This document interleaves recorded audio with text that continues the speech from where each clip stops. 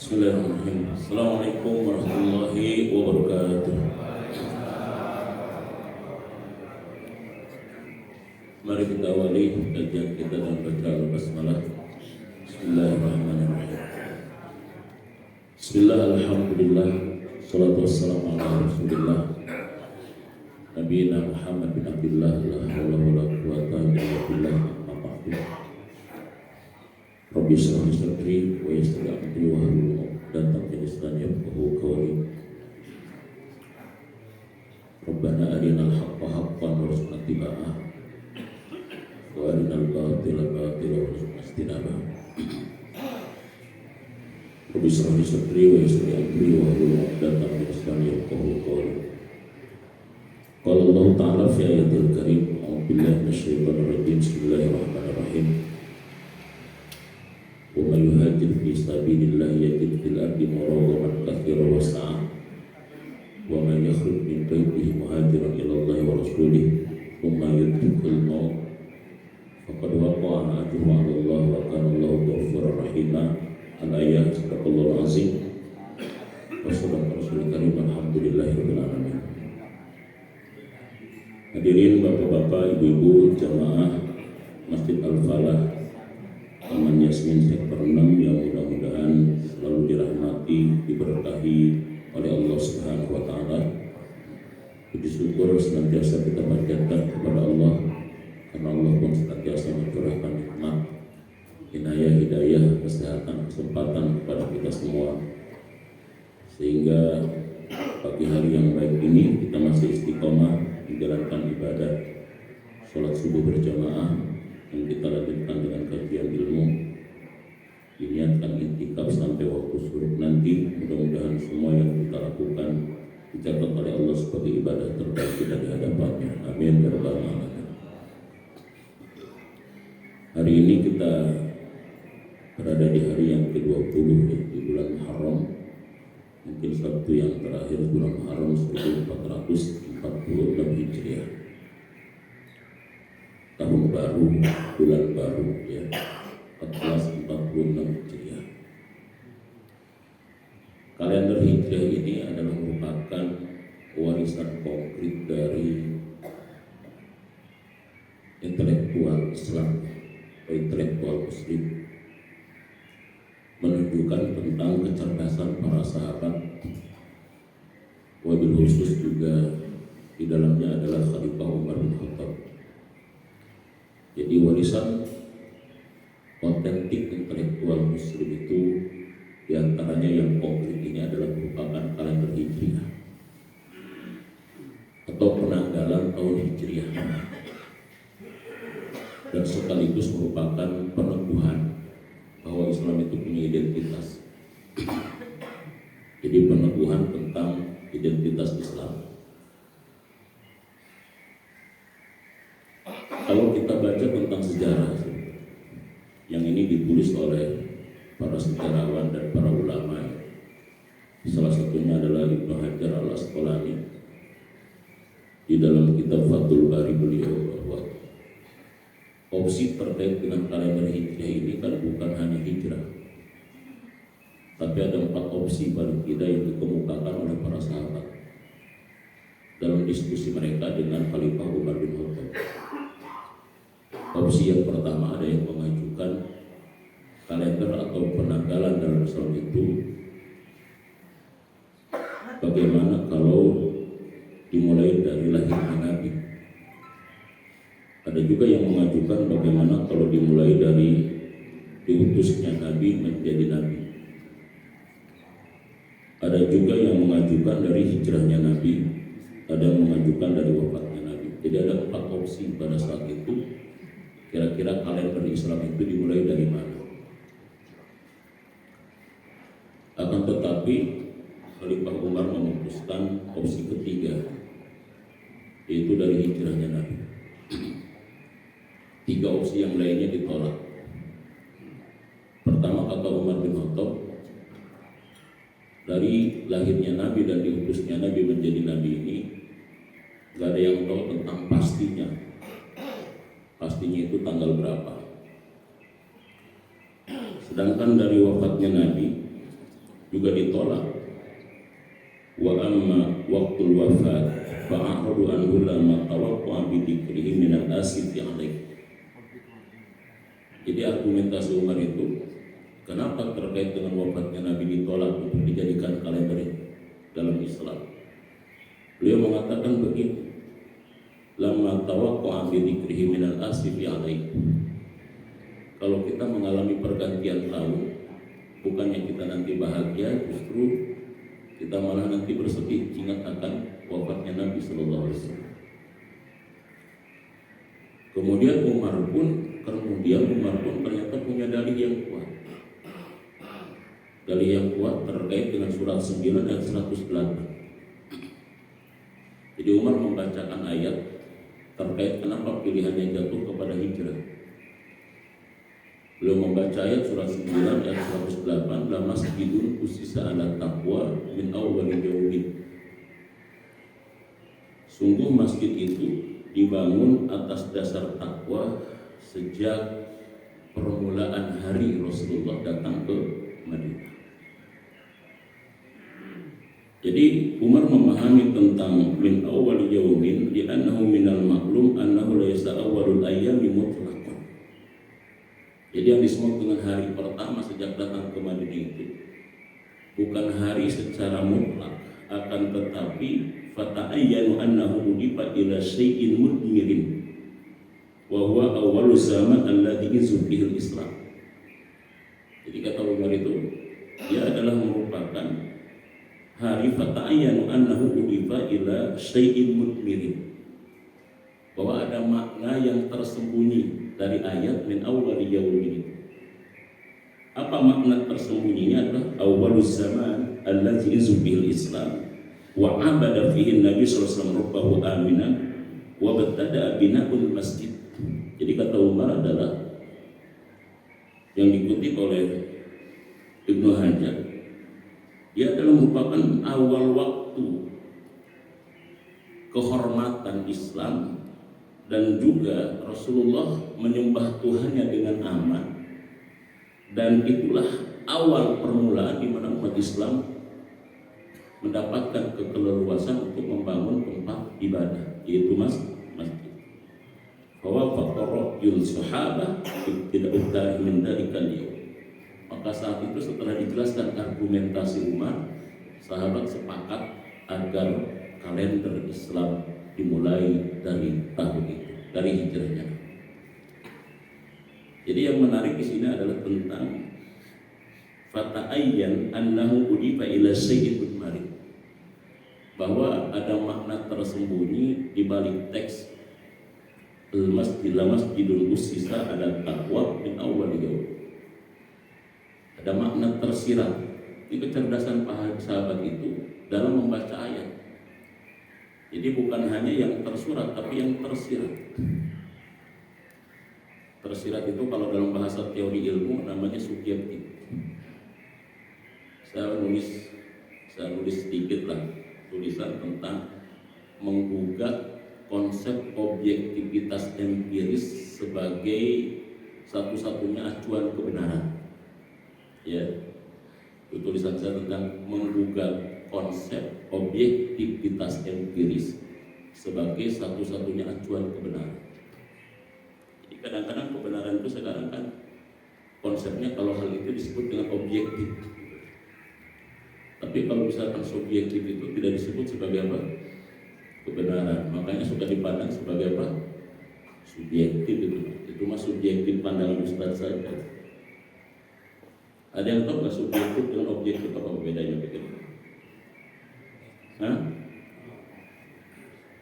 Kita kan kadang-kadang kan mengagungkan bahwa objektivitas empiris itu adalah sebagai kebenaran tunggal. Sesuatu itu dikatakan benar kalau apa Pak? Objektif. Saya tanya kira-kira arti mendasar objektif itu apa berarti? Berpikir kita tentang sesuatu berdasarkan apanya? Objektif. Kan gitu. Ada nggak sebetulnya bahwa sesuatu yang benar itu ternyata tersimpan di balik subjek, bukan di balik objek, subjek. Ini kan objeknya apa ini? Gelas. Ya, objeknya gelas, ada airnya. Kenapa sih kita butuh kepada air? Karena ada sesuatu di balik objek itu. Dan itu tidak bisa hanya dilihat oleh orang yang biasa. Misalkan kalau kita lihat film lihat film Spider-Man misalnya. Kalau anak kecil mungkin lihat film Spider-Man itu yang dilihat apanya Pak Kira? Aksi heroik Spider-Man yang loncat-loncat dari gedung yang satu dengan gedung yang lain. Anak kecil kan hiburan. Tapi kalau misalkan kita orang dewasa yang punya background pendidikan, kira-kira yang dilihat dari Spider-Man selain daripada aksi si Parker itu yang loncat-loncatan, yang kita lihat apanya kira-kira? Pesannya kira-kira. Nah, saya tanya kira-kira pesan dari film itu bisa ditemukan oleh semua orang atau oleh orang tertentu saja? Pesan daripada film itu hanya bisa dilihat, apakah bisa dilihat, ditemukan oleh semua orang atau hanya orang tertentu? Orang tertentu yang mau merenungkan kan? Yang mau merenungkannya, ini kira-kira pesannya itu apa kira-kira sih? Pesan yang disampaikan dari film ini apa? Atau kita ngelihat tentang pertunjukan sandiwara misalnya, wayang kulit misalnya, wayang golek misalnya. Kan di samping ada wayang orang misalnya, di samping mereka tentang tampilan wayangnya kayak begitu. Tapi kan kalau misalkan orang yang cerdas itu kan dia bukan melihat hanya bentuk fisik wayangnya, tapi dia melihat tentang apanya? Pesan yang tersimpan di balik pertunjukan wayang itu apa? Hanya kalau kita kan kalau lihat film kan bukan hanya melihat tentang aksinya gitu ya. Aksinya begini, aksinya begitu, tapi pesan itu apa kira-kira? Pesan yang tersembunyi, yang tersimpan itu apa? Nah itu para sahabat itu melihat teks ayat pun bisa seperti itu. Makanya Umar bin Khattab menjadikan surat 9 ayat 108 dan sahabat yang lain sebagai dalil nakli, sebagai dasar bahwa tahun itu dimulai dari hijrahnya. Kalender dalam Islam itu dimulai dari hijrahnya. Maka ini adalah merupakan warisan otentik intelektual Muslim, wabil khusus pada masa pemerintahan Amirul Mukminin Umar bin Khattab. Dan ini luar biasa, Pak. Jadi spirit hijrahnya itu sampai sekarang tetap relevan. Tetap relevan. Dan setiap peristiwa dalam agama kita itu, Pak, pasti memiliki makna-makna, memiliki value, memiliki nilai yang kalau kita renungkan, kita dalami, yang sebetulnya menjadi solusi. Dalam konteks ini saya ingin memahami tentang spirit hijrah Nabi dalam konteks kita saat ini seperti apa. Yang ini harus dijadikan momentum bahwa hijrah Nabi itu justru untuk menyampaikan kepada masyarakat luas, yang masyarakat dunia, bahwa Islam ini luar biasa. Dalam kesempatan singkat ini kita coba untuk melihat hijrah dari sisi esensinya ya, dan bagaimana implementasinya dalam konteks kekinian yang ini setiap tahun kita selalu peringati ya. Jadi begitu. Dan kalau misalkan kita pandang sebetulnya semua peradaban itu adalah dan perubahan itu adalah dimulai ketika seseorang berhijrah. Kira-kira di masyarakat Yasmin itu yang asli dari Yasminnya kira-kira Bogor sini ada berapa orang kira-kira? Yang hadir di sini kira-kira yang asli orang sini. Ini namanya ini desa apa sih sebetulnya? Sebelum jadi Yasmin, Yasmin ini kan nama perumahan. Ibaratnya ini Yasrib jadi Madinah kayaknya gitu ya. Ibaratnya ini adalah sebelumnya Yasrib kayaknya. Jadi Yasrib itu adalah sebuah wilayah yang tandus. Yasrib itu sebuah wilayah yang berdebu, gersang, itu namanya Yasrib. Ini sebelum jadi perumahan Yasmin ini namanya apa kira-kira? Kondisinya apa ya? Hutan kayaknya gitu ya. Sawah. Ini Yasrib sekarang udah jadi Madinah kayaknya kan.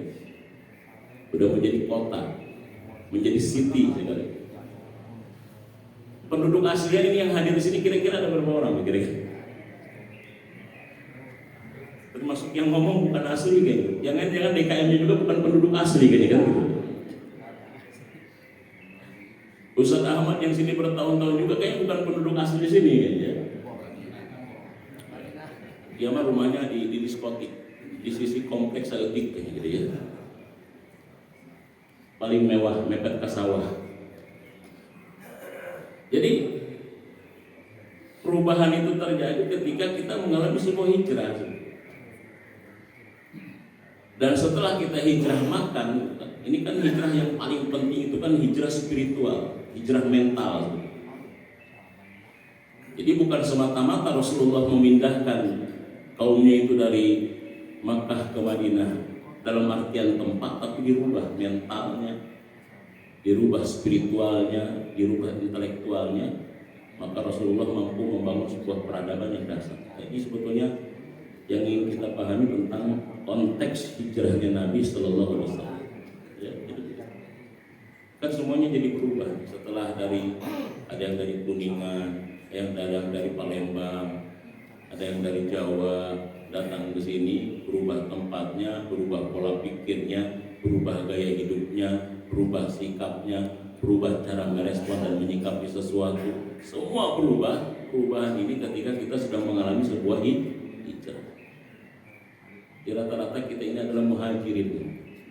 Cuma di sini nggak ada ansornya kayaknya gitu ya. Ya, nggak ada ansornya. Ada Pak Abdullah kayaknya, orang Curug kayaknya satu gitu ya. Jadi begitu. Sebetulnya semua perubahan signifikan itu, esensial itu dimulai dari sebuah hijrah. Nah, hadirin yang jemaah yang dirahmati oleh Allah Subhanahu wa taala, saya tidak akan menjelaskan tentang tarikh hijrah, tarikh kalender sejarah penanggalan dalam Islam, fikih tarikhnya, karena ini sudah kita pahami. Akan tetapi sebetulnya ada makna-makna yang luar biasa. Nah, dalam konteks kekinian ini saya ingin menjelaskan tentang apa sih sebetulnya spirit daripada hijrahnya Nabi Sallallahu Alaihi Wasallam bagi kita, bagi dai pada saat ini. Pertama, hadirin jamaah yang dirahmati oleh Allah Subhanahu Wa Taala, kalau kita baca Al-Quran, ayat tentang hijrah, itu pasti hijrah itu selalu digandengkannya dengan kata iman. Alladzina amanu wa hajaru wa jahadu, terus baik surat Al-Baqarah, baik surat yang ke-9 ayat 20, itu selalu digandengkan dengan itu. Nah, kalau misalkan kita mentadaburi, kenapa sih hijrah itu selalu digandengkan dengan kata iman? Ini pertama maknanya adalah bahwa dasar hijrah itu harus iman. Karena tidak bisa para sahabat itu meninggalkan kampung halaman, hartanya, ladangnya, keluarganya yang mereka lahir di situ, besar di situ, kalau misalkan ternyata tidak didasari oleh iman. Jadi lawan cinta itu Pak cuma iman sebenarnya. Orang kalau sudah cinta itu Pak, dia harus menyerah kepada cinta. Nah, yang bisa mengimbangi cinta itu adalah iman. Saya punya jamaah ya, ketika sebelum ngaji itu, dia punya pasangannya adalah berbeda agama. Udah puluhan tahun, mungkin 40 tahun lebih rumah tangga dengan yang berbeda agama. Jadi suaminya muslim, istrinya non muslim, tapi nggak pernah ada masalah. Bahkan dia ditobatkan sebagai pasangan pluralisme. Nah, jadi suami muslim bahwa istrinya non muslim. Baik Pak. Jadi inilah yang disebut dengan pasangan pluralisme sejati. Ya, inilah yang disebut dengan rumah tangga toleransi sejati. Jadi gambaran rumah tangga toleran itu adalah ketika di dalam satu rumah terdiri dari banyak agama. Suaminya Islam, istrinya Kristen, anaknya satu Buddha, yang satu Konghucu, yang satu Konghuan kayak gitu ya. Itu baru nanti yang disebut dengan pasangan demokratis, pasangan yang mencirikan ini gitu. Terus sudah begitu, dia bilang, saya bilang kalau misalkan kita nikah beda agama, dalam agama kita 4 mazhab sepakat gak boleh, haram. terus memang cinta. Gimana Ustaz ini nggak pernah ada masalah? Ya salah satu yang bisa melawan cinta itu adalah iman. Yang bisa melawan cinta itu adalah iman. Karena cinta itu kan sering disebut dengan jatuh. Saya pernah katakan, kalau namanya orang jatuh itu kan orang yang menyerah. Karena di luar kontrol dan kendalinya. Nggak mungkin kalau misalkan dia berada dalam kontrol dia, kendali dia, nggak mungkin jatuh. Biasanya orang jatuh itu karena di luar apanya? Di luar kontrol. Bapak misalkan keseleo, itu berarti pasti Bapak di luar kontrol Bapak, makanya keseleo. Bapak jatuh, ibu jatuh, pasti di luar kontrol Bapak dan makanya jatuh. Tapi kalau di luar kontrol dan kendali Bapak dan Ibu, nggak mungkin jatuh. Makanya sekali bilang, hati-hati. Hati-hati itu menunjukkan kita harus ada dalam kontrol. Begitu di luar kontrol kita terpleset, makanya jatuh. Orang yang sudah jatuh berarti di luar dari apanya? Kendali diri. Sama orang yang jatuh cinta berarti di luar apanya? Kendali diri. Makanya nggak ada solusi bagi orang yang jatuh cinta kecuali nyerah dan mengalah. Begitu. Nyerah dan mengalah. Nah, yang bisa untuk mengendalikan itu cuma satu, apa? Iman. Siapa sih yang nggak cinta terhadap tanah airnya? Makanya orang-orang Gaza itu sampai rela mengorbankan apapun, bahkan nyawa mereka pun terancam karena mereka cintanya terhadap agama mereka, mereka cintanya terhadap apa? Maka mereka walaupun terancam, mereka tidak mau meninggalkan itu. Makanya ibadah tertinggi itu Pak cinta. Kata Ibu Sina kan begitu. Kata Ibu Sina itu motivasi orang ibadah itu ada 3. Satu, ada motivasinya orang ibadah seperti halnya budak. Budak ini kan beribadah disebabkan karena hanya takut. Kenapa kamu sholat takut neraka? Kenapa kamu puasa takut disiksa? Karena dia takut, makanya dia beribadah. Budak itu patuh, budak itu dia rajin kerjanya karena takut dipecat sama tuannya. Itu motivasi ibadah. Kata Ibu Sina pertama begitu. Ada juga motivasi ibadah itu seperti pedagang, bisnismen. Oh ibadah kalau misalkan ada untungnya, ya ada benefitnya buat dia. Mau saya jadi panitia kurban, kira-kira jatah panitia berapa nih kira-kira? Mau jadi pengurus zakat kira-kira, ini kira-kira persentase pengurus zakat berapa nih? Baru dia. Ya. Jadi yang dilihatnya ada tentang untung rugi saja. Maka dia lihat dulu pahalanya gitu. Ini bukan jadi masalah. Ini kan tingkatan ibadah dalam artian kan supaya lebih meningkat. Nah ada lagi yang ketiga, inilah tingkatan tertinggi motivasi ibadah itu karena cinta. Ibadah karena cinta ini seperti halnya hubungan antara orang tua dengan anak.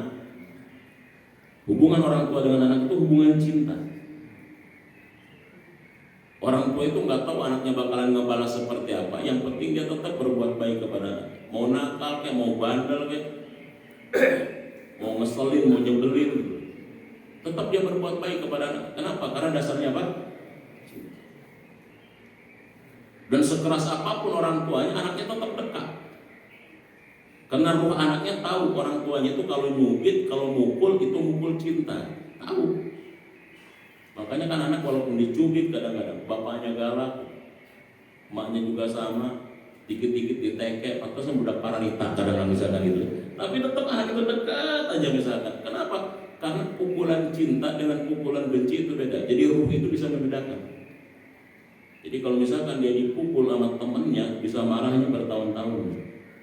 Tapi kalau misalkan dia pernah sakit fisiknya oleh orang tuanya, dia akan dekat lagi karena ruhnya bisa membaca. Ini adalah pukulan cinta, bukan pukulan kebencian. Makanya hati-hati. Jadi ruh itu sampai begitu. Ruh itu bisa membedakan. Jadi bentuk pukulannya bisa sama, bentuk cubitannya bisa sama, tetapi efeknya bisa apa? Bisa beda. Karena ruh yang membedakan mana pukulan cinta, mana pukulan kebencian. Ruh itu luar biasa sampai di situ. Makanya fisik kita itu sebetulnya kan tidak sensitif, tapi yang sensitif adalah rohani kita. Makanya rohani itu harus terus disehatkan, karena nanti dia paling sensitif terhadap sesuatu. Kalau dalam bahasa psikologi ada namanya aura gitu. Jadi aura seseorang kalau misalkan dia ada chemistry dengan kita, dia klop tuh Pak. Walaupun misalkan mukanya biasa aja, tapi karena ada chemistry antara ruhnya bisa klop. walaupun mukanya misalkan dia senyum, tapi nggak ada chemistry dari benak ruhnya, itu kadang-kadang mental. Dari situ sebetulnya ibadah karena apa? Karena cinta. Makanya tingkatan ibadah tertinggi itu karena cinta. Cinta itu artinya rela menderita kita demi yang kita cintai. Makanya walaupun kita nggak suka bubur, tapi yang kita cintai suka bubur, kita makan dipaksa-paksa itu karena yang kita cinta. Yang dicinta kan begitu. Jadi rela kita menderita bangun malam padahal masih ngantuk karena demi kita yang dicintai untuk bermunajat dengan Allah. Rela kita bangun pagi hari walaupun masih ngantuk, tapi kita demi cinta kepada Allah, kita pun akhirnya bangun untuk beribadah kepada Allah. Rela kita duduk-duduk di sini padahal kita inginnya rebahan di rumah sambil ngopi, lihat TV, berita, baca koran, lihat WA, tapi kita rela untuk duduk-duduk di rumah Allah karena cinta kita kepada Allah Subhanahu wa taala. Jadi cinta itu intinya rela menderita demi membahagiakan yang kita apa? Cintai. Nah, itu kalau pakai iman, cinta itu bisa berpahala. Nah, ibadah itu kata Ibnu Sina ada motivasinya.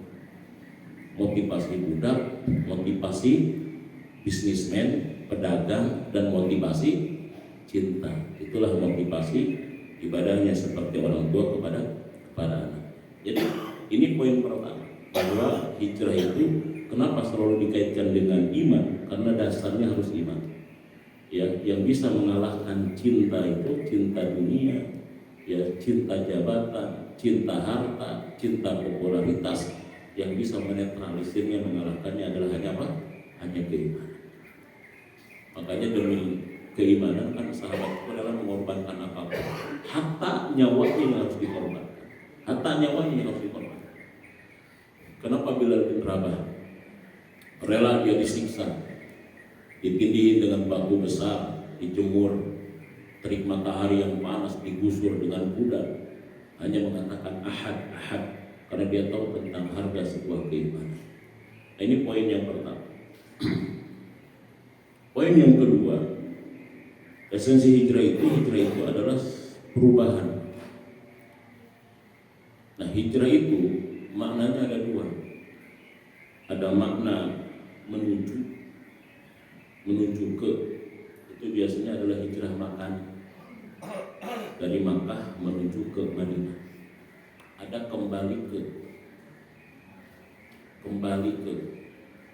kembali setelah kita jauh dari Allah, kembali kepada Allah. Itu hijrah. Kata Ibnu Rajab Al-Hambali kan, apa esensi daripada hijrah?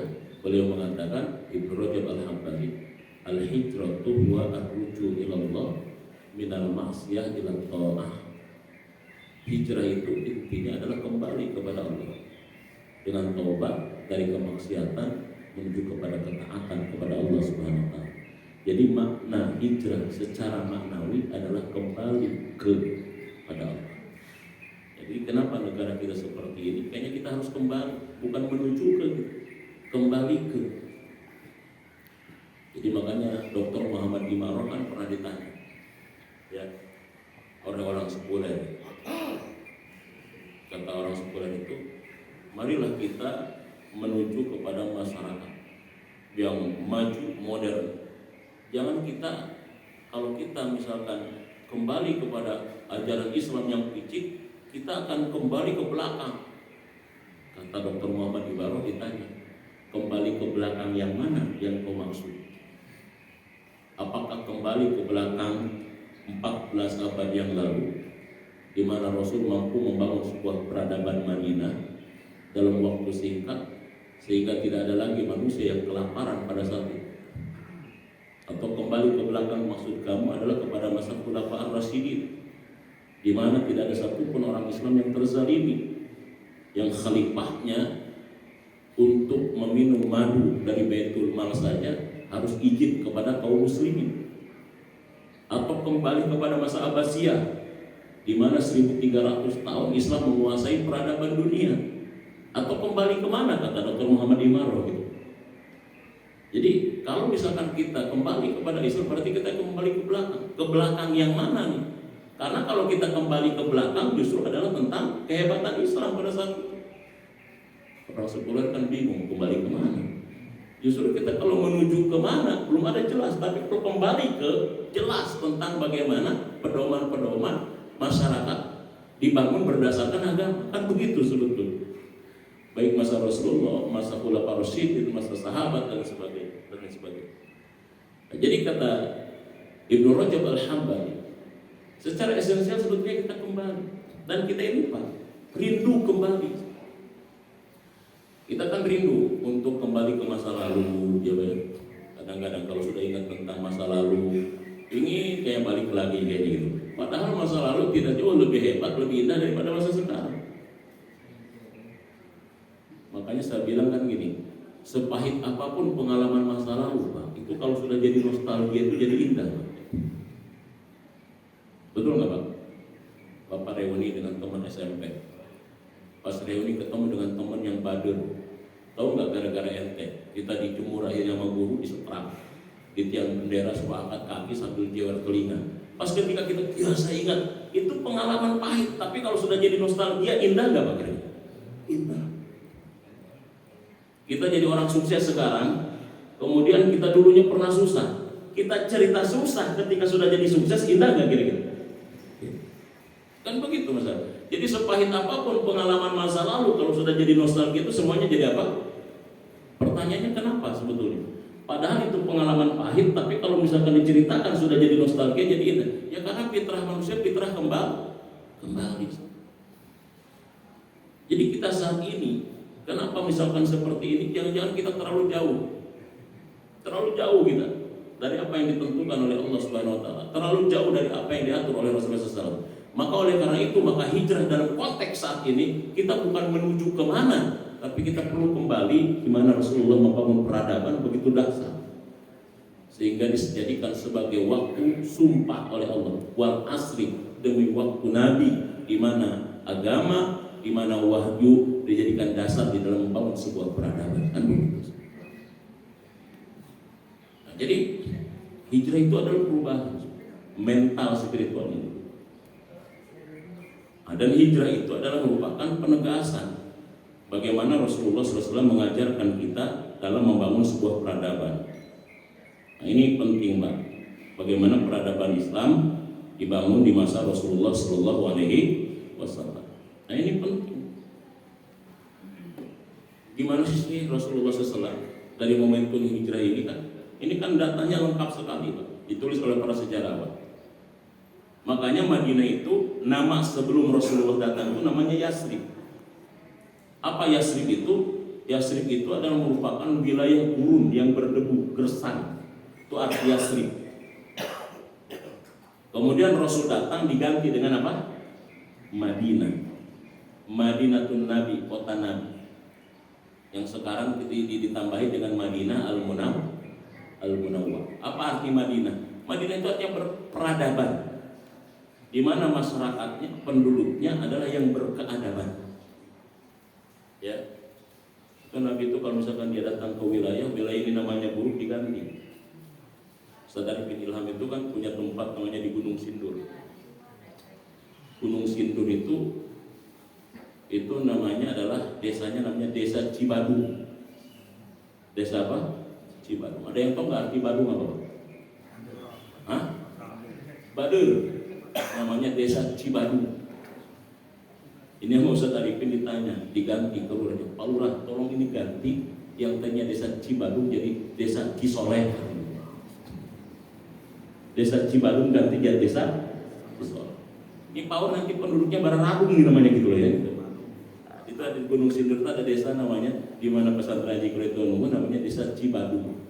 Diganti sama Ustaz Arifin namanya Desa Cisoleh. Tapi kalau misalkan kita Google Map, nggak ada Desa Cisoleh, adanya Desa Cibadung. Kalau Desa Cisoleh, kayaknya sampai ke akhirat kayaknya gitu, ya, nggak ketemu gitu. Nah, itu namanya Cibadung diganti Cisoleh. Dan memang begitu sebetulnya. Kalau nama yang buruk juga, Nabi kadang-kadang sahabat suka diganti, ya, suka diganti dengan nama-nama yang baik. Dan sama Yasrib itu, ya, wilayah yang gersang, tandus, ya, berdebu, diganti sama Nabi ketika datang ke sana Madinah. Madinah yang disebut dengan kota yang disebut dengan peradaban, karena penduduknya memiliki adab yang tinggi dibangun atas dasar itu. Jadi begitu. Nah ini adalah merupakan apa? Ini merupakan pelajaran spirit. Bagaimana si Rasulullah merubah masyarakat Madinah yang begitu tadinya tandus gersang Yasrib tadi, bahkan kadang-kadang hobinya berperang dan sebagainya, menjadi masyarakat yang berperadaban. Nah ini kan tercatat dengan lengkap di dalam buku sejarah. Buku sejarah. Nah ini namanya hijrah Nabi. Merubah Nabi itu kondisi yang buruk menjadi kondisi yang baik. Apa yang dibangun oleh Nabi Shallallahu Alaihi Wasallam? Pertama, Nabi membangun apa? Membangun lembaga sosial keagamaan untuk musyawarah kaum muslimin terkait dengan problematika umat dan berbagai macam aktivitas membina para sahabat, kaderisasi dai-dai, sahabat-sahabat Nabi. Apa lembaga sosial keagamaan yang dibangun Nabi yang pertama? Itulah Masjid Nabawi. Jadi sebetulnya membangun peradaban itu dimulai dari apa? Dari masjid. Kita kalau ingin kembalikan manusia ke masjid, kembali ke masjid, back to masjid. Makanya masjid di zaman Nabi itu bukan hanya tempat sholat. Sekarang kan banyak masjid yang keluar biayanya membangunnya 6 miliar, ganti karpetnya aja 1,5 miliar, perbaikan AC, ornamen dan lain sebagainya, di total semuanya 2 miliar. Tapi masjidnya dipakai sholat doang 5 waktu, di luar daripada sholat dikuncian. Waduh, 6 miliar. Kalau misalkan dipakein modal itu bisa berapa yang hidup kadang-kadang? Kan harusnya begitu. Banyak sekarang masjid itu miliaran dibangunnya, aksesorisnya miliaran, tapi masjid itu hanya sebagai sarana apa? Sarana sholat cuma 5 waktu ritual, nggak ada yang lainnya. Padahal masjid dibangun di zaman Rasulullah SAW adalah central of activity, menjadi sentral aktivitas kaum muslimin pada saat itu. Sehingga disinilah terbangun trust, social trust dan juga spiritual trust. Contoh itu sebetulnya dari masjid itu kan. Bagaimana kepercayaan masyarakat dan juga membangun bagaimana kepercayaan masyarakat terhadap apa? Tuhannya, terhadap Allah Subhanahu wa Ta'ala. Jadi begitu Pak. Ini hijrah kita harus kembali kan? Yuk kita kembali hijrah itu. Ar-ruju. Bagaimana ketika Rasulullah SAW membangun sebuah masyarakat Madinah? Kan begitu.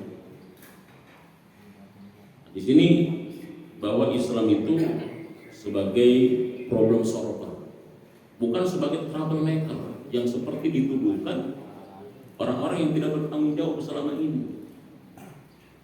Makanya kalau saya nulis tentang hijrah ini kan, ada beberapa tulisan saya tentang hijrah.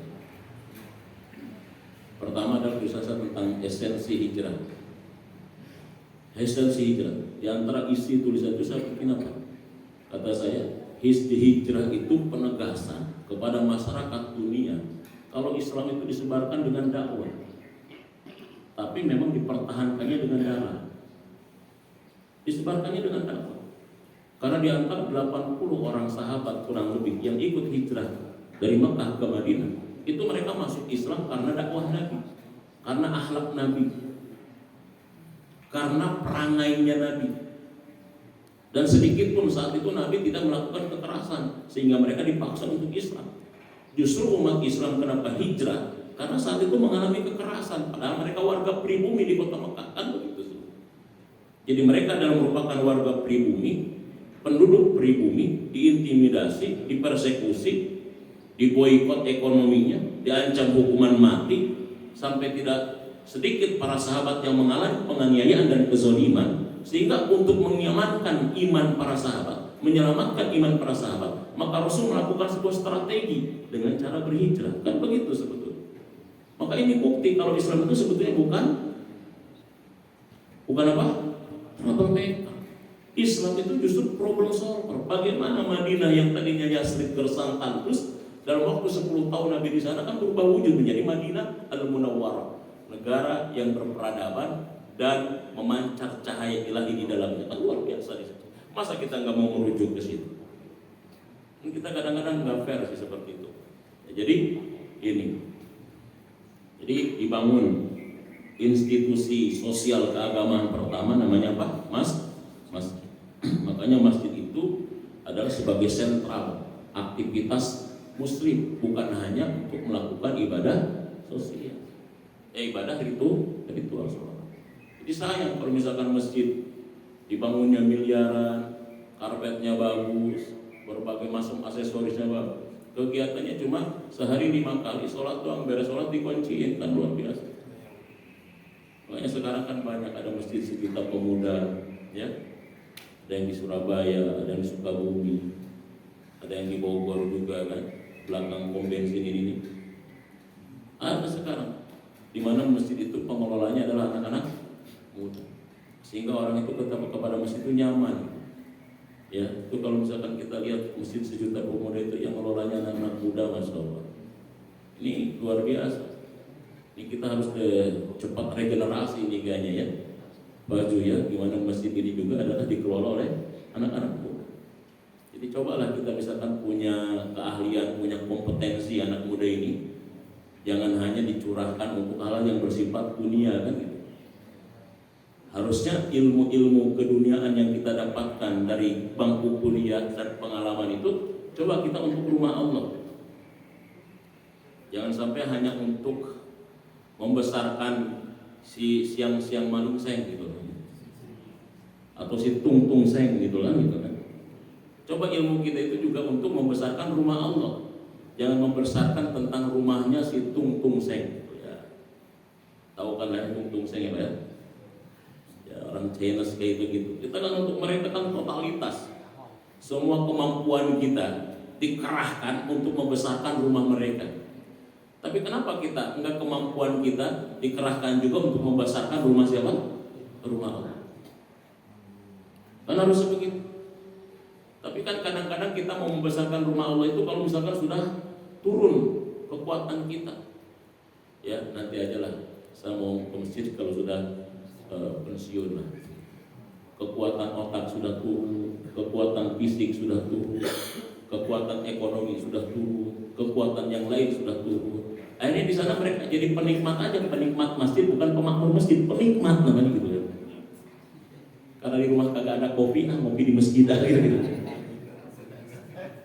Tapi nggak apa-apa kayak begitu juga jadi penikmat juga. Gitu. Tapi kan coba kita jadi pemakmur masjid, bukan hanya jadi penikmat masjid gitu. Pemakmur bukan penikmat misalkan. Ya jadi begitu. Jadi ini dahsyat luar biasa. Biar nanti yang muda nih ya, kalau yang tua udah wajib harus ke masjid gitu loh. Ini kita yang muda gitu ya. Yang tua itu memang udah rumahnya di mana? Di masjid. Ini yang dibangun pertama oleh Rasul. Jadi kalau kita tahu kenapa Rasul membangun institusi masjid pertama kali ketika hijrah ke Madinah, ini karena jadi sentral nanti. Jadi sentral. Tadi social trust dan spiritual trust. Bagaimana masyarakat nanti senantiasa memiliki kepercayaan yang dasar kepada Allah Subhanahu wa taala dengan kajian-kajian yang luar biasa. Terus, jadi ini kan sebetulnya kajian umum, Pak.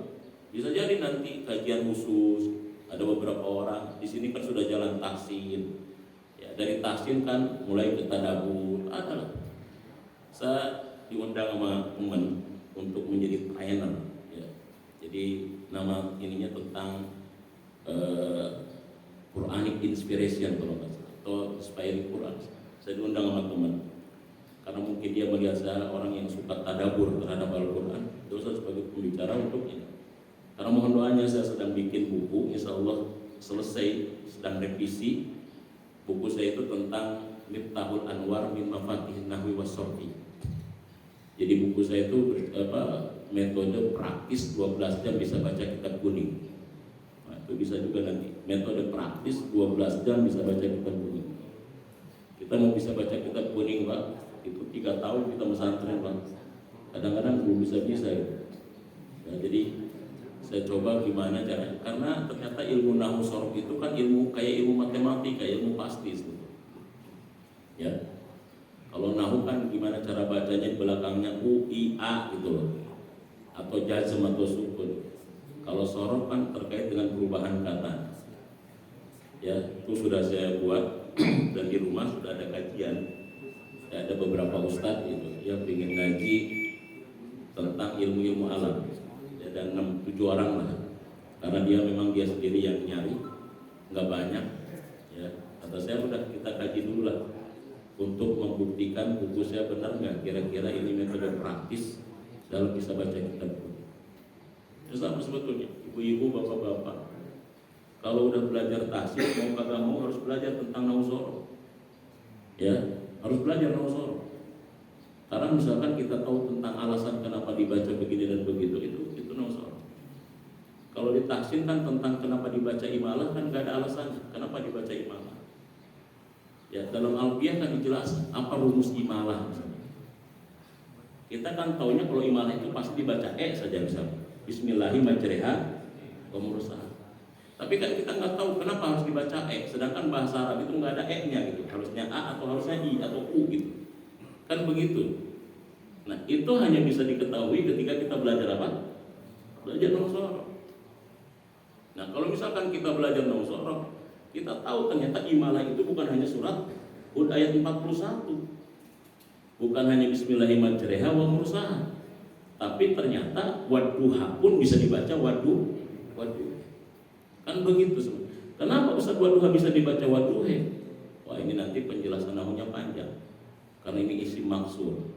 Isim maksur itu adalah terkait dengan apanya? Terkait dengan sakalnya kan muqaddarah. Nah, jadi panjang nanti di situ. Nah, ketika kita sudah ditahsin, itu harusnya naik levelnya, belajar tentang itu. Karena biasanya dia tahu alasannya gitu. Jadi lebih mantap ketika mengajarkan itunya lebih mantap. Kalau muridnya nanya gini dan begitu dia bisa paham. Jadi mohon doanya mudah-mudahan dalam waktu singkat, karena saya bagi-bagi juga dengan disertasi. Ya, disertasi saya belum beres-beres revisiannya gitu ya. Jadi itu 12 jam metode praktis, 12 jam bisa baca kitab kuning. Ya, itu namanya saya kasih nama Miftahul Anwar min Mafaqihin Nahwu was Sharh. Nah, ini jadi kembali bahwa itu poin pertama ya, bahwa hijrah itu sarana momentum membangun sebuah peradaban. Yang kedua, bagaimana Rasulullah membangun peradaban melalui hijrah ini? Rasulullah itu mempersaudarakan sesama muslim. Jadi kaum Muhajirin dan Ansor, suku Aus dan suku Hajraj ini kan suku yang para tokoh kafir Quraisy itu bahasa merekanya mustahil untuk bisa dipersatukan karena mereka itu adalah musuh bebuyutan. Tapi Rasulullah SAW membangun persaudaraan. Jadi bagaimana Rasulullah SAW mempersaudarakan tentang kekuatan-kekuatan sosial yang ada di kota Madinah. Jadi bagaimana ini dipersaudarakan? Karena inti daripada kekuatan itu persaudaraan. Jadi bapak-bapak, ibu-ibu, kalau menelaah tentang teori konspirasi ya, itu dalam teori konspirasi, ketika kita ingin memasuki sebuah wilayah, ketika kita ingin menghancurkan sebuah wilayah, itu pertama adalah dibikin kacau dulu masyarakatnya, dipecah belah. Itu sebetulnya begitu. Itu Belanda pun begitu. Itu divide and impera itu salah satu teori ampuh untuk senantiasa bisa menjajah negara kita. Sebetulnya itu. Ini sekarang nih kita ya diributkan, diperangkan antara Habib dengan Kiai misalnya, dengan konsep nasab. Jadi kenapa ini begitu luar biasa mencuat ributnya? Tapi terkait dengan para penjajah-penjajah dari negeri seberang itu untuk menjajah kita dibiarkan gitu. Sehingga kita sibuk ke sini, sementara yang ini ternyata kita sudah dicaplok gitu. Itu kan caranya sebetulnya seperti itu. Jadi di antara kalangan NU-nya diperangkan, dibenturkan antara kiai dengan habaib. Ini sekarang sedang dibentur-benturkan. Ya, antara tokoh Islamnya dibenturkan dengan khilafiyah. Ini sekarang nggak tahu semakin meruncing lah. Jadi kita kadang-kadang dai yang normal capek kadang-kadang. Ya, kalau yang nggak normal asik ikut permainan kan gitu masalahnya. Kalau kita yang normal kan capek gitu ya. Tapi kalau yang nggak normal kan ikut terlibat dalam gendang itu gitu loh. Tapi kita yang normal yang tahu tentang ini adalah bagian ini, kita capek. Kalau misalkan kita masa bodoh, kadang-kadang banyak juga yang masuk nanya-nanya dulu gitu loh ya. Jadi kan ini persaudaraan ini masalah. Persaudaraan itu Pak dalam bahasa Arabnya namanya ukhuwah. Makanya kita sering disebut dengan ikhwatal iman. Ukhuwah. Ukhuwah itu kata dasarnya dari kata akhun. Akhun itu kenapa dikatakan saudara? Karena akhun itu artinya persamaan. Nah, kenapa? Gimana cara kita bisa bersaudara? Maka pertama kita mengedepankan persamaan. Nah, yang Rasulullah persamakan antara Aus dan Khazraj adalah persamaan tauhid. Jadi bagaimana Rasulullah bisa mempersaudarakan kaum muslimin yang menjadi musuh bebuyutan? Pertama adalah dari sisi tauhid. Kita sama-sama Tuhannya Allah, kita sama-sama Nabinya Muhammad, kita sama-sama kitabnya Quran, kita sama-sama kiblatnya adalah Ka'bah dan seterusnya. Itu namanya al-ukhuwah, mengedepankan persamaan. Jadi dari kata akhun artinya persamaan. Jadi kita bisa bersaudara kalau kita mengedepankan apa? Persamaan. Sekarang kan diperuncing perbedaan. Kadang-kadang bisa dilihat tentang masalah persamaan. Ini kan Masya Allah. Itu satu cara Rasul mempersamakan mereka, mempersaudarakan itu dengan konsep tauhid, konsep iman. Inilah pentingnya Pak. Ngaji itu mendalam Pak. Jadi kalau dalam bahasa kita dulu ngaji hikam, ya, ngaji tasawuf. Ngaji ini gini.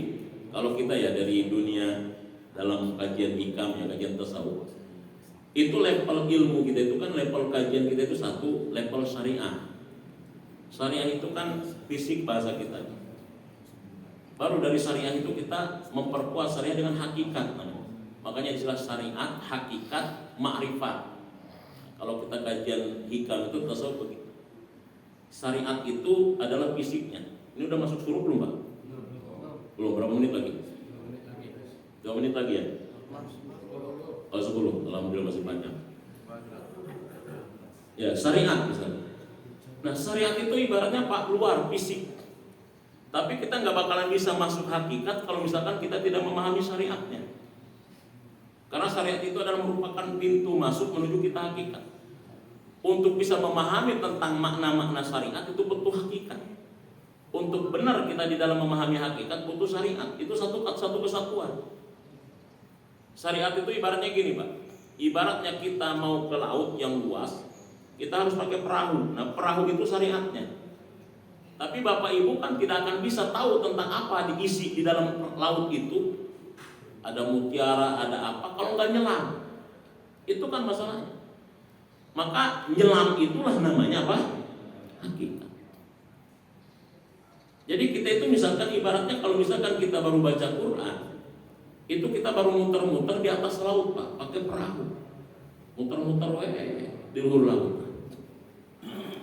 Tapi kalau misalkan Bapak ingin tahu di dalam laut itu ada apa aja.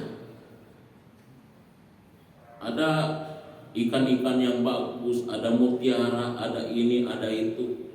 Bapak harus nyelam, masuk ke dalam laut.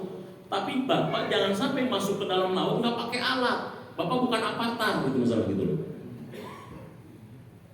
Bukan avatar. Kalau avatar kan nyelam nggak pakai alat, dia masuk gitu loh gitu.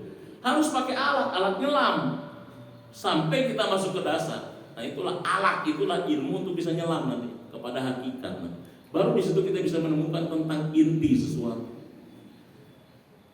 Dan kita kadang-kadang ributkan karena di syariatnya. Makanya syariat itu sebetulnya kan pasti kelihatan. Bapak misalkan tentang sholat, sah tidak sah sholat itu bisa nampak. Tapi bagaimana inti sholat itu, hakikat sholat itu apa? Syariat adalah terkait dengan sah tidak sah sholatnya. Tapi bagaimana kita menemukan tentang rahasia di balik sholat, itu hakikatnya. Ada orang bertanya bisa pulang haji, ya? Ada bertanya pulang haji. Saya ada yang nanya katanya. Ini yang nanya dia ketika bisa ditanya, orangnya saintis kayak. Ini kita haji ngapain ya? Kita gini-ginian terus. Lari kita ke sini, balik lagi, muter-muterin Ka'bah, ngelemparin katanya. Itu kalau misalkan orang misalkan hanya memahami dari sisi syariat ansih Pak, itu kering dari nilai. Sampai dia bertanya kayak begitu, kita ngelempar, kita lari, kita gini, desak-desakan apa? Jadi kalau misalkan dia hanya di situ stopnya Pak, itu apa? Itu kering nanti nilai-nilai ibadah itu kering.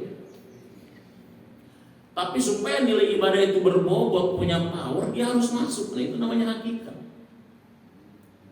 Makanya Profesor Ali Sariati dalam buku beliau, ya, Profesor Ali Sariati itu bilang apa? Di antara salah satu gimana cara untuk mencapai kemakmuran, kata Profesor Ali Sariati apa? Untuk mencapai kemakmuran itu adalah memahami makna-makna di balik syariat-syariat haji.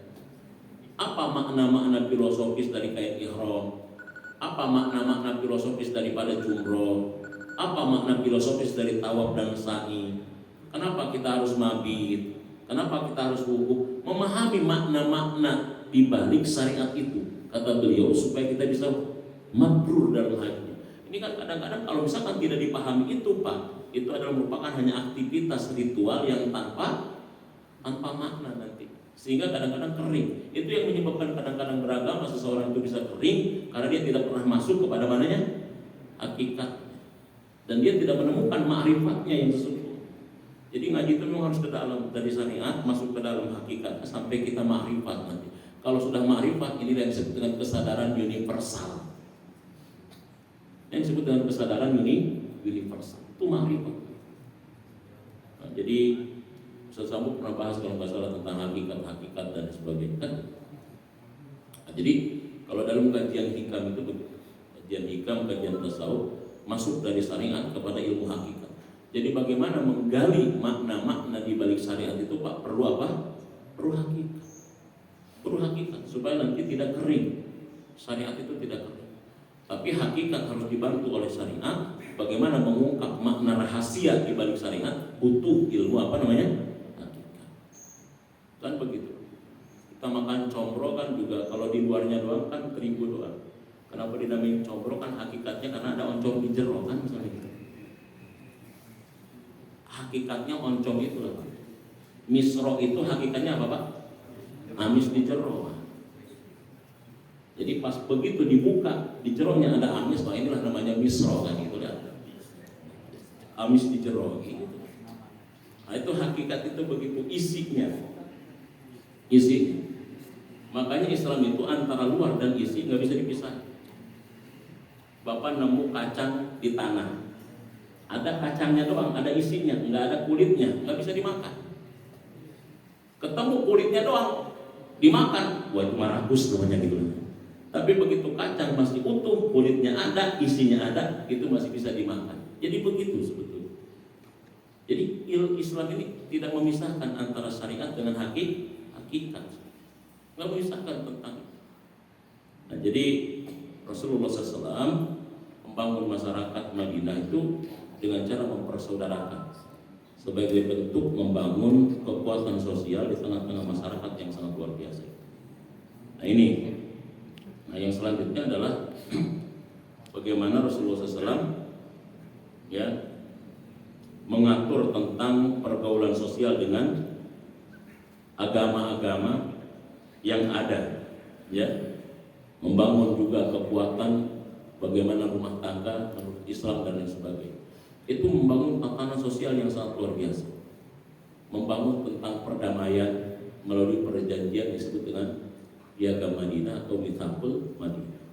Ini kan dasar sebetulnya, Pak. Ya, kalau kita kupas ya terkait dengan bagaimana Rasulullah meletakkan dasar-dasar masyarakat ya melalui perjanjian antar orang yang berbeda agama, membangun rumah tangga berdasarkan Islam dan lain sebagainya dan sebagainya. Nah, ini spirit hijrah yang harusnya digali oleh kita dan kemudian disebarkan. Jangan sampai kita diskusinya hanya di permukaan. Peringatan tahun baru Islam tidak ada di zaman Nabi. Orang tahun barunya juga baru ada di zaman Khalifah Umar, gimana ceritanya gitu ya. Jadi kita itu udah terlalu ya nggak usah yang gitu-gituan itu. Kalau misalkan level intelektual dia tidak kuat untuk menggali makna di balik itu, dia jangan tarik orang lain untuk ikut kepada dia. Misalkan dia nggak kuat, level intelektualnya nggak kuat nih, misalnya menggali esensi di balik hijrah dan spiritnya, dia jangan tarik orang lain untuk masuk ke level dia gitu. Sehingga kita di permukaan terus. Biarin aja orang yang enggak, tidak perlu dia ribut tentang peringatan ini dan sebagainya. Tapi ini kan kadang-kadang intelektual dia tidak kuat menggali makna di balik itu, tapi dia juga paksa orang lain yang menggalinya untuk ikut kepada level dia. Itu begitu. Karena tingkat keilmuan dan intelektualitas seseorang itu kan berbeda. Ada intelektualitasnya hanya di permukaan saja dia, yang dari tahun ke tahun sampai ke abad 21 pun ngebahasnya hanya di situ. Udah dia stop aja di situ, karena dia tidak punya intelektual yang cukup untuk masuk ke dalam. Tapi dia jangan ganggu orang yang ingin mengungkap tentang kedalaman makna-makna itu. Nah sekarang kan terjadinya seperti itu. Jadi satu sisi dia tidak kuat secara intelektual untuk menggali rahasia di balik itu, tapi dia di sisi lain dia mengganggu orang yang ingin menggali lebih dalam, mencerahkan umat itu supaya masuk tetap berada di level dia stagnan kayak begitu. Nah ini kan berbahaya kayak begitu. Ini yang terjadi saat ini kan seperti itu, sehingga terjadi bentrokan terus antar tubuh umat Islam. Jadi begitu Pak. Nah, jadi begitu Pak. Jadi ini yang kadang-kadang terjadi saat ini seperti itu. Ini barangkali ya yang bisa disampaikan dalam kesempatan ini. Masih banyak sebetulnya. Kalau ada sesuatu yang mau ditanyakan, falyatafadhal maskur atau didiskusikan. Udah masuk ya? Waktu suruh ya? Silakan Pak kalau ada pernyataan. Yang enggak Bu, silakan.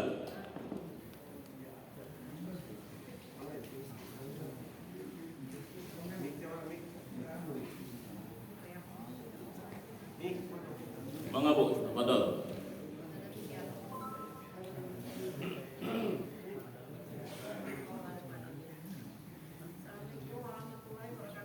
Salam wabarakatuh. Tadi Pak Ustaz bercerita masalah hijrah.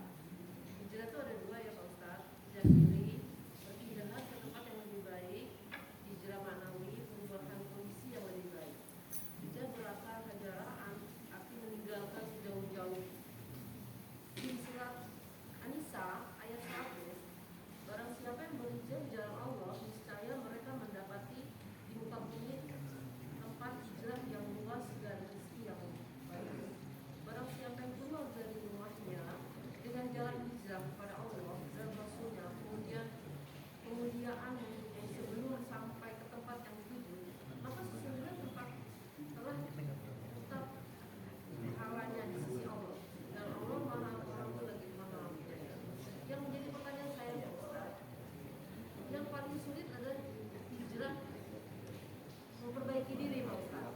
Karena kita sudah berusaha untuk menjadi baik. Lingkungan itu yang sangat sulit Pak Ustaz. Bagaimana caranya supaya kita bisa istiqomah menjadi baik tanpa peduli dengan lingkungan. Sedangkan kita kan harus bersatu dengan lingkungan. Nah itu aja pertanyaannya. Terima kasih. Assalamualaikum warahmatullahi wabarakatuh. Alhamdulillah. Iya, makanya kalau hijrah tempat itu mungkin kan simpel ya. Tapi yang paling berat adalah hijrah dalam pengertian perubahan mental kita, perubahan pikiran kita. Makanya begini, perubahannya dari kata rubah ya. Jadi ketika misalkan kita berbicara, saya harus berubah. Apa yang harus kita rubah? Saya harus move on. Apa yang harus move on? Jangan sampai kita jadi orang tua yang gagal move on gitu ya. Jadi apa yang harus berubah? Nah, kalau misalkan kita baca Quran, perubahan itu adalah dimulai daripada anfusahum. Anfusahum itu artinya adalah mental kita. Innallaha la yughayyiru ma biqaumin hatta yughayyiru ma bi anfusihim. Itu ayatnya begitu Mas. Jadi kalau misalkan kita baca teori perubahan dalam Al-Quran, perubahan itu adalah dimulai dari anfus kita, bukan dari ajsam kita. Jadi kenapa ayatnya innallaha la yughayyiru ma biqaumin hatta yughayyiru ma bi anfusihim, bukan bi ajsamihim. Allah tidak akan merubah suatu kaum sampai kaum itu merubah tentang apa yang berada dalam jiwanya, bukan apa yang ada dalam fisiknya. Kalau ajsam, jasad, jismun itu fisik. Kalau anfus itu dibalik fisik, jiwa kita.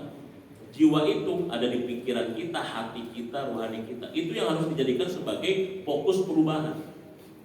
Karena kalau perubahan fisik itu adalah perubahan yang sunatullah. Perubahan yang sunatullah. Fisik kita itu automatically bertambahnya umur pasti berubah nih. Bahkan kita fisik mah nggak mau berubah. Makanya tidak sedikit kadang-kadang orang yang fisiknya berubah, tapi mentalnya nggak berubah.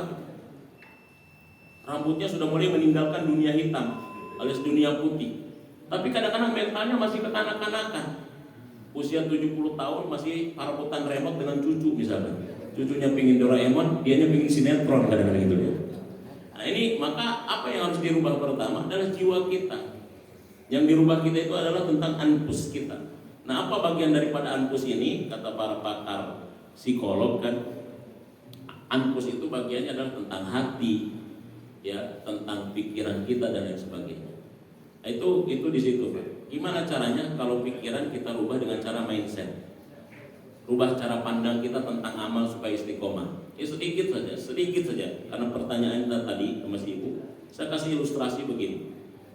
Ilustrasi saya begini. Ya, suatu saat ini supaya istiqomah dalam amal ya. Itu di dalam cerita apa namanya? Ada kuda dengan semut yang berdialog. Si kuda bawa beban di punggungnya, si semut bawa beban di punggungnya. Tapi kuda ini ngegerutu dengan beban di punggungnya, padahal bebannya tidak jauh lebih besar daripada tubuhnya. Nah, di tengah perjalanan, si kuda ini melihat semut yang bawa beban di punggungnya dan bebannya lebih besar daripada tubuhnya.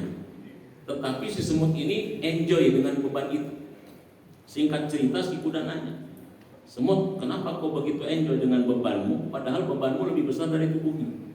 Sedangkan aku tersiksa dengan bebanku, sedangkan bebanku tidak jauh lebih besar daripada tubuhku." Kata semut, "Kamu mau tahu nggak kenapa?" "Saya mau tahu, makanya saya tanya." Kata semut, "Kenapa kamu tersiksa dengan bebanmu? Karena beban di punggungmu itu milik Tuhan kamu. Kebutuhan Tuhan kamu, bukan kebutuhanmu. Ini yang menyebabkan kamu tersiksa. Nah, sedangkan beban di tubuhku adalah merupakan milik aku, kebutuhanku, maka aku enjoy saja dengan beban itu, walaupun itu lebih besar daripada tubuhku." Ustadz Ahmad misalkan, ya, suruh sesyukran, apa? Bawa nih beras. Buat siapa? Ini beras 30 kilo, anterin ke Parahim. Saya nggak guru tuh, ya nama Ustadz Ahmad, nyuruh.